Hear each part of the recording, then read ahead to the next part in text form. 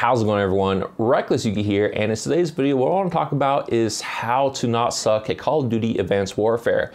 And it's the new season of Call of Duty. It's been a new season since November when the game first came out, and Christmas just came and went, so there are plenty of Christmas noobs out there who are probably struggling with the game, and especially if this is your first Call of Duty, there are going to be some things that you might not be aware of as far as how to make yourself play better. Now, there are some things that you just can't help, like your own personal skill, but then there's other things like gaming peripherals that will definitely assist you in becoming better. And this is more geared towards the players who are struggling to keep a 1-0 kill death ratio and above. If you feel that whenever you turn and aim on someone, they always seem to have the upper hand, this video is definitely going to assist you. And my biggest belief is that gaming peripherals do definitely help you and assist you at being better at the games that you play. Now, there's some gaming peripherals I'll go over that I feel aren't as necessary as others, and I'll kind of discuss everything in this video as far as what I feel is very important. And as you see behind me, this is basically my gaming setup, and I take gaming very seriously, and I spent the last 3 years learning everything I can as far as like what peripherals will work well and what is needed to ensure that you do have the best experience possible. So definitely take my years of experience and understanding as far as how to help myself game better to let me share that knowledge with you in this video. So hopefully you enjoy. And if I had a fancy intro, I'd play it right now, but I don't. I need to make one, which I've been kind of lazy and not really I've been procrastinating on it. But anyways, we'll get into the video now. On the screen here to my left, we'll have some gameplay that I got last night on the PlayStation 4. It's a brand new account. I haven't touched the Call of Duty on the PS4 yet. I have it on the Xbox One. I have it on the PC, but I decided to get it for the PS4 just to play with some friends that don't have the other two consoles that I have. Well, they don't game on the PC, they don't have the Xbox One. So that's what we're seeing. It's a brand new account. I'm playing hardcore kill confirm because that's my favorite game type. And I'm running around without gung-ho and without quick draw, so I'm definitely at a disadvantage. But my gaming peripherals compared to what they might be playing, the opponents, that is what's helping me play well in this game, at least be able to be at the top of the leaderboards constantly and be able to hold myself without, bringing too much change to myself as far as if people want to talk trash in the lobby. I could definitely talk the most trash because I definitely earned my spot at the top. But anyways, getting to the gaming peripherals that will definitely assist you at helping you play now. There are gaming peripherals like headsets, controllers, even like these things on the top of your analog sticks to help you game better. But my first and foremost, most important peripheral that you must have when you're trying to do well at games is your TV/monitor. Now, from my personal experience 3 years ago when I first got into gaming, after I had some free time, I was away from a ship, I wasn't attached to a carrier anymore, I had all the free time in the world. So I picked up a 40-inch Samsung high-definition TV with my Xbox 360, and I tried Modern Warfare 3, and I just absolutely sucked. I figured I just need to play it for a month to get better. A month came, 2 months came, 3 months, and I still didn't improve. My kill death ratio was still 8.68. And so after that, I decided to look on YouTube to see everything I could as far as what gaming peripherals are out there that will help me. Just like anything I could, and everything I tried, whether it be a fancy SCUF, control freaks, headsets, nothing helped me get better until I kind of started honing in on the idea that maybe my TV is causing me to not play well. Now, I did some tests on my channel way back in the day when I first started over 2 years ago, where I filmed myself pulling the trigger on the controller and counting the frames of how long it took me from when I pulled it for what I did to display on the monitor or the TV I was testing from my Xbox. And what this basically did was measure the input latency that the monitor or TV had. And my Samsung 40-inch, it had, from when I pulled the trigger, about 9 frames of delay. At 60 frames per second, it had 9 frames of delay from when I pulled the trigger. And that's huge when it comes to a first-person shooter, and that's why I was sucking so bad.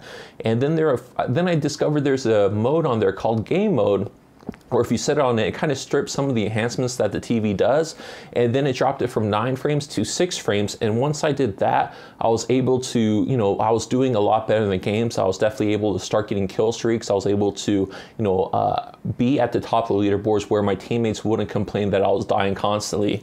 So I feel that your peripheral is a huge important thing that is needed to play well. And the reason why I play on a gaming monitor now is because when I did the same test on my gaming monitor, my frames dropped from 6, which is the game mode on my 40-inch TV, down to 3 frames of latency behind when I actually pull the trigger. Now there's some latency included when you pull the trigger. The signal has to be sent to the console has to register it, and then send what you just did as far as display to the TV, so that's going to account for some delay. But going from 9 frames down to 3 was a huge improvement, and I could basically go in a lobby, not really care, not try to camp or do anything, just rush, and I'm always able to do well for the most part, especially against campers like you're seeing in the video here. So gaming peripherals are definitely a huge thing that I feel, especially the monitor in your TV. If you're playing on a big screen TV and you notice that whenever you turn the corner, you see someone, you aim at them, they always seem to have the upper hand.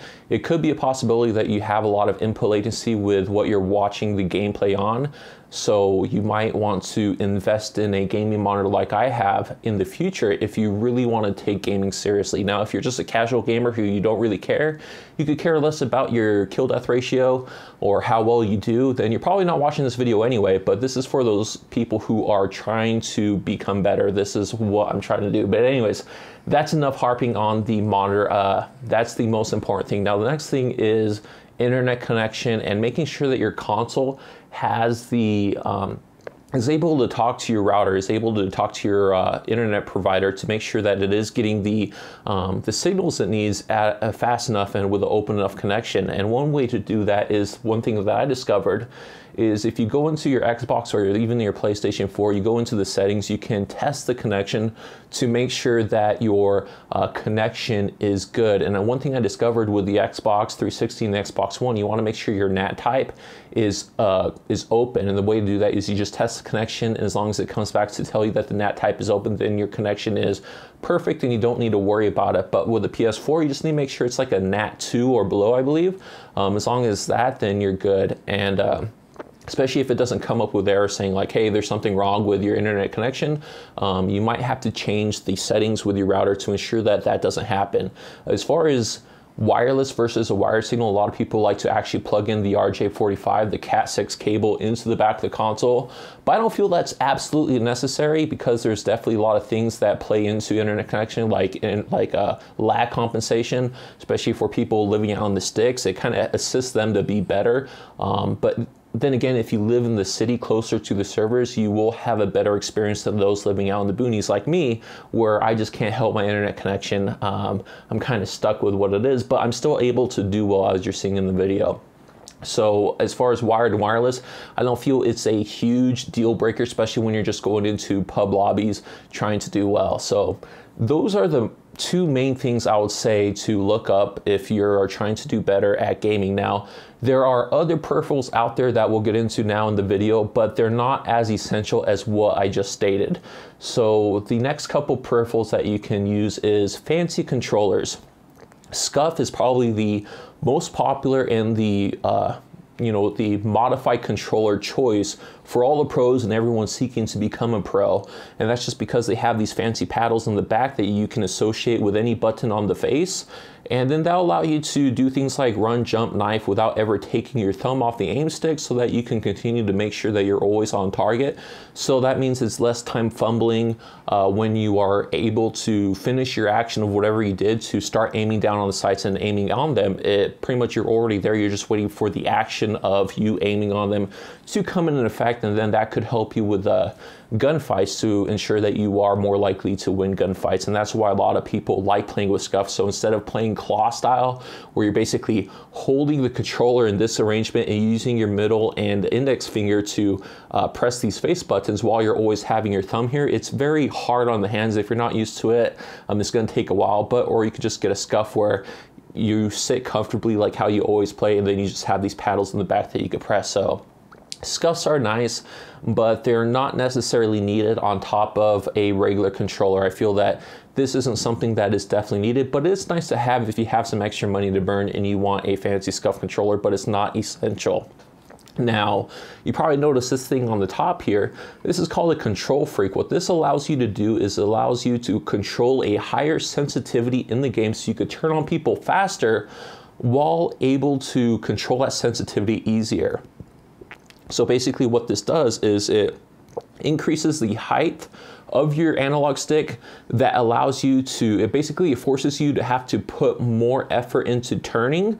It increases the amount you have to turn, and what that does is that circle of turning, like that could be this with a stock controller, basically opens it up, and that allows you to have a lot more precise aim where it's, it definitely is, it's just more precise. I'm not sure how else to explain it, but, besides just saying that your the amount you have to turn is increased. Therefore, if you just turn it like, you know, this much, it is a it opens up the amount that you have to turn so that you do get a more precise feel. And definitely another thing it does is it kind of eases up the tension of the analog stick. One thing with the analog sticks, when it's at the center, the spring is completely strong, and to kind of break that tension of the spring, it takes a good amount of force just to turn. But then once you get kind of down here more towards the 45-degree down to where it hits the side plastic here, that's a little bit less tension, so that kind of causes a difference of tension that's required to play.